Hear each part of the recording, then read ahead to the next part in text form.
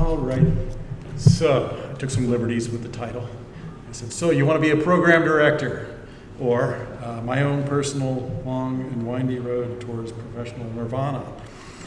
So I love what I do, but what I do is very, very, very different, and it's not for everybody. So where did I come from?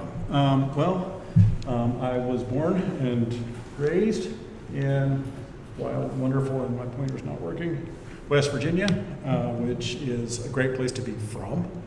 And as Forrest Gump says, that's all I got to say about that.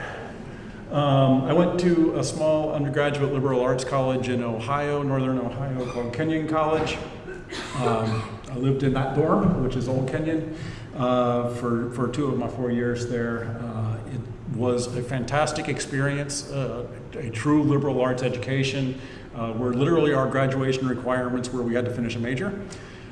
We had to take year-long courses in each of the 4 divisions: natural sciences, social sciences, humanities, and fine arts. And we had to finish year-long courses in 5 different departments. That was the graduation requirement, which gives you a lot of flexibility. It gives you a lot of freedom to explore things. So when I went to Kenyon, I was absolutely convinced I was going to be a physician. I was going to treat patients. Throughout my career, I was at one point a triple major in chemistry, anthropology, and theater. I finished with just chemistry, after my sophomore year, I got involved in undergraduate research. I got a fellowship from the Howard Hughes Medical Institute to do what we would call metabolomics today, but this was well before metabolomics was called anything. But I was looking at different metabolic pathways for a pharmaceutical agent, a neuromuscular blocking agent. And one summer when I was sitting in the lab, I was doing my research and analyzing my data, and I said, hey, wait a minute. I know something that nobody else in the world knows, because I haven't gone and told my advisor about it yet. And that's really cool. And that's not something that everybody can say, that at some point they know something that nobody else in the world knows. And I kind of got hooked on research, and I loved it. And I said, okay, screw going to med school, screw being a physician, I'm going to go do something very different, and I'm going to get a PhD. But I'm still going to get a PhD in a med school. So I went to University of Cincinnati, got my PhD in pharmacology and biophysics. And if anyone is a PhD student or has their PhD in a med school, it's very different. People ask what my PhD is in, and I'll say, pharmacology biophysics. But what kind of scientist are you? Well, I'm a biomedical scientist. What I do is no different from what the PhD students in molecular biology or genetics were doing, or physiology. We all did exactly the same kind of thing. We were just in a different department and maybe took a little bit different coursework. When I was finishing up in Cincinnati, I did what every good PhD student does, and I said, who's doing research that I find really interesting, something that would be kind of a next direction for my research, and blasted everybody who I could find with an email saying, hey, I'm going to be a postdoc in your lab. And I got lucky and went to the University of North Carolina and worked in a lab. So my PhD work was very theoretical, doing modeling, electrophysiology, and flux studies of the sodium potassium ATPase. So very computationally intensive. And I found a lab at North Carolina that was still a very biophysics-oriented lab, but was using molecular biology techniques and really kind of thinking about these new areas of omics that were just starting at the time. And so I went to North Carolina, to Chapel Hill, and studied excitation contraction coupling and kind of the regulation of intracellular calcium release and excitation contraction coupling. While I was at North Carolina, I was a postdoc, and as all good postdocs do, I did a lot of writing. And as Andrew said, that writing is really probably the single most important non-scientific tool you're ever going to use. I loved being a postdoc. It was great. I had complete and total freedom. I didn't have any responsibility to do anything other than do research, publish papers, and that's all that's important. I was also the only native English speaker in the lab. So my PI was German, all the other graduate students were Asian, and as a result, I did all of the writing in the lab. I wrote all of the grant applications, I wrote all of the papers that came out for 4 years, which was tremendous experience. And in doing that, so I wrote my investigators, my PI's R01 application. It scored at the first percentile, which is really good. And I said, okay, I can do this. I can get a job in academia. I can follow the traditional expected route and run a research lab. Pretty confident in that. But do I want to? And the answer to that question was no. I really don't want to. I want to do something different. I don't want to be a reductionist PI. And so what are the non-traditional careers? Where can I go be creative? And I interviewed for 3 positions. So the first was kind of as Bal was saying, it was a position in the pharmaceutical industry as what they call a medical information officer, where my job would have been to go around the country talking to their sales staff and to physicians about how their drugs work. What is the science underlying these things? What's the reality of these pharmaceuticals? When do you use them? When do you not use them? Not sales, not responsible for a single dime worth of sales, but really just an opportunity to think about science, talk about science. And I turned that down because it wasn't really pushing the future. I interviewed for a position as a policy analyst, also at NIH, and wasn't offered the job, so didn't have to turn that one down. But it wasn't really what I wanted either. It was much more in the policy of how science gets done, and what are the kind of bureaucratic things that make the different funding opportunities work the way they do, the different mechanisms work the way they do. And then the last job interview I had was as a program officer. So as my PI, when I told him I was going to take the job, said, "You're too smart to be that idiot who sits in the back of the review meeting and says nothing. You can't do this. It's a waste of talent." Because his interaction with program officers was in review meetings where they sit in the back of the room and they say nothing. They listen to everything. They think about everything, but they don't say anything. It's in fact, by policy, prohibited for us to say anything. But why I did it was because it's a really cool job that lets you think about science in the future. So I went to NHLBI, National Heart, Lung, and Blood Initiative, and I'm one of the few people that can say thank you, George W. Bush, for being president. I shouldn't have said that. So when Bush was elected, the first thing that he did was he put in a hiring freeze for senior level government officials. And I was not the candidate that they wanted, but I was the candidate that they could hire. So they hired me, and then they hired the guy that they wanted the year later. But I got to manage their NHLBI's portfolio in ischemic preconditioning. So I had 250 grants in my portfolio at any given time that I was responsible for. And very narrow scientific domain.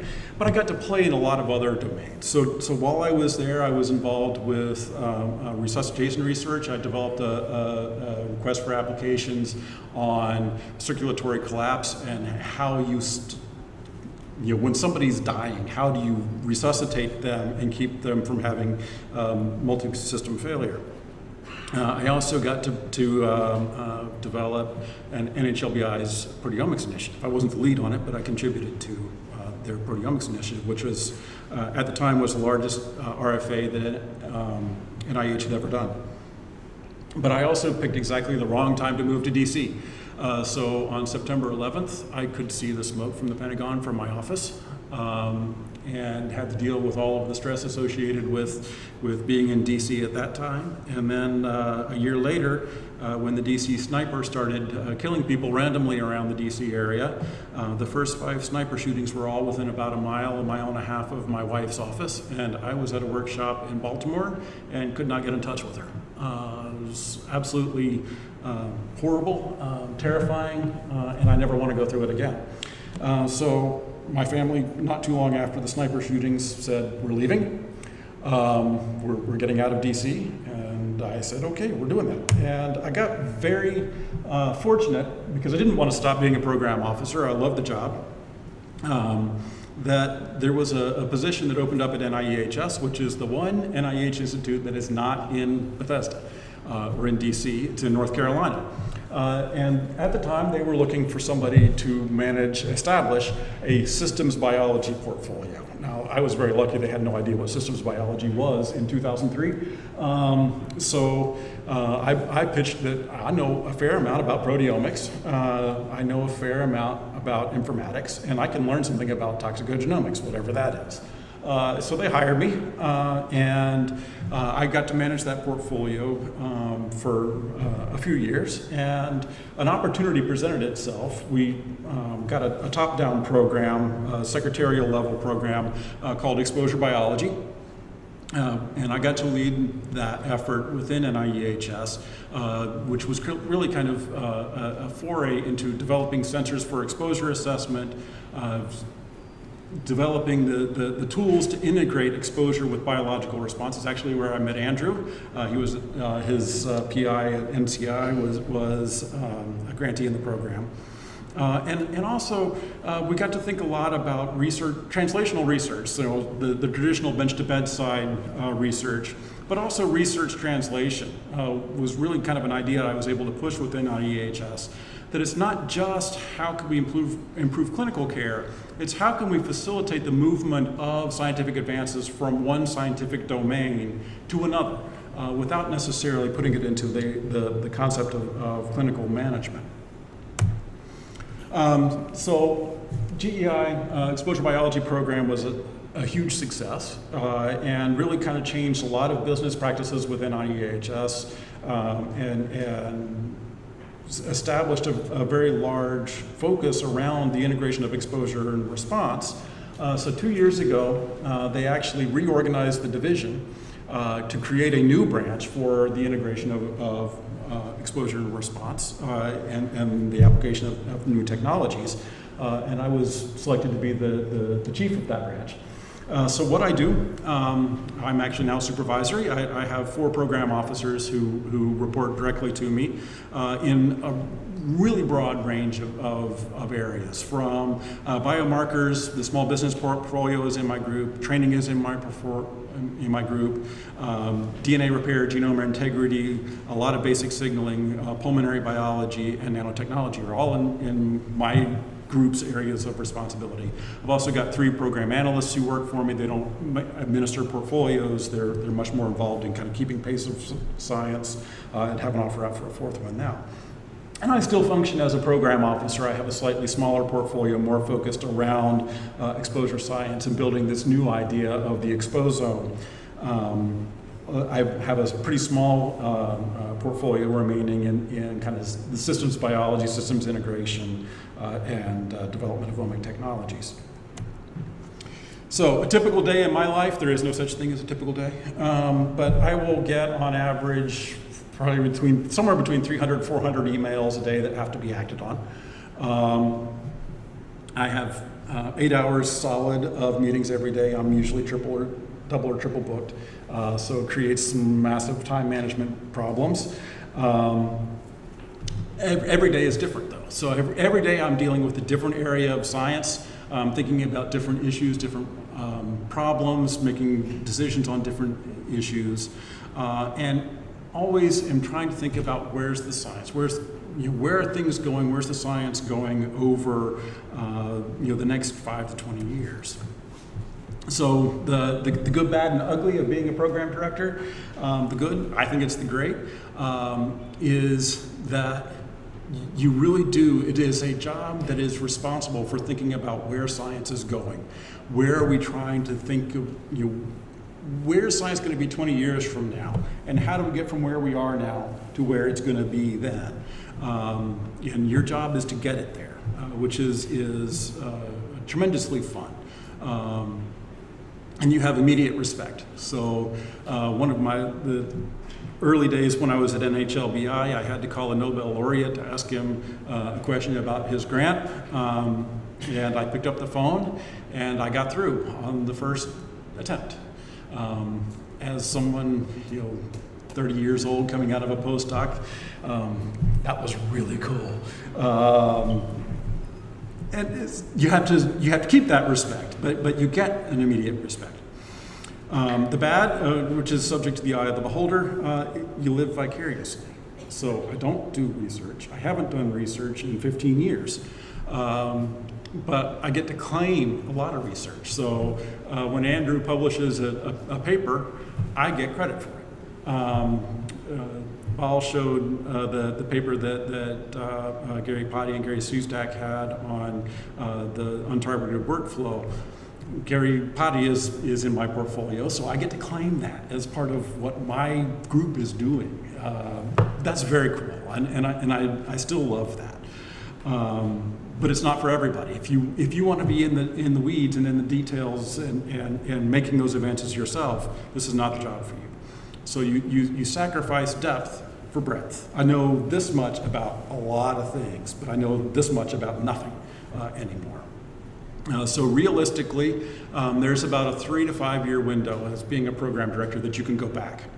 At this point, I could never go back to being a research scientist. I would have to go back as a postdoc, and I'm not taking that pay cut, sorry. So the ugly, also in the eye of the beholder, you have that perception that Gerhard, my postdoc advisor, had of being the idiot who sits in the back of the room and says nothing. You're seen but not heard a lot of times.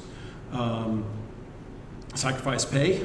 So if you look at the three sectors, industry, academia, and government pays the least by a fairly significant chunk. But I'm not going to lose my job, ever.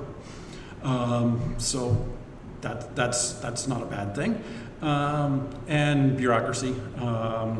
It exists everywhere. The government is really bad. I have to be a bureaucrat sometimes, and I don't like that. I have to call people to cuff for policy violations. That's no fun. But I also have to work within the bureaucracy, and the government regulations on how we do business are not fun to deal with. So it's not great. Secrets of my success. I really try to keep an open mind, keep an eye out for new things that are going on, focusing on the big picture, thinking about what's the goal, what's the end result. Always try to treat other people with respect. Listen well.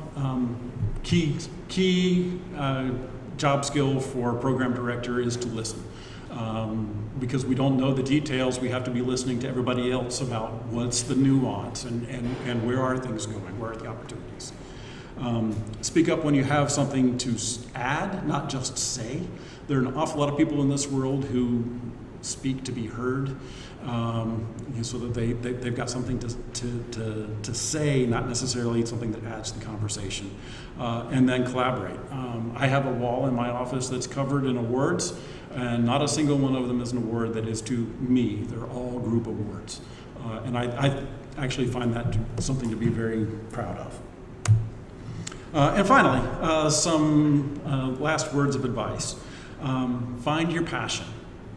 So if I were to go home and found out that I'd won the Powerball Saturday night, $400-some million would be nice, I would still do what I do. I love my job. And if you can't say that, you're not doing the right thing. Now, would I still work for the government? No, probably not. I'd start a foundation. But it would still be the same thing. I would still be trying to push science 20 years into the future. Be receptive to opportunities. Always have your eye out for something that comes along, and don't say just because I don't know anything about environmental health, I can't go to NIEHS and be a program officer. I'm not an environmental health scientist, I'm not a toxicologist. That's what NIEHS does. I've been there for 15 years, and I don't think of myself that way. And that's okay.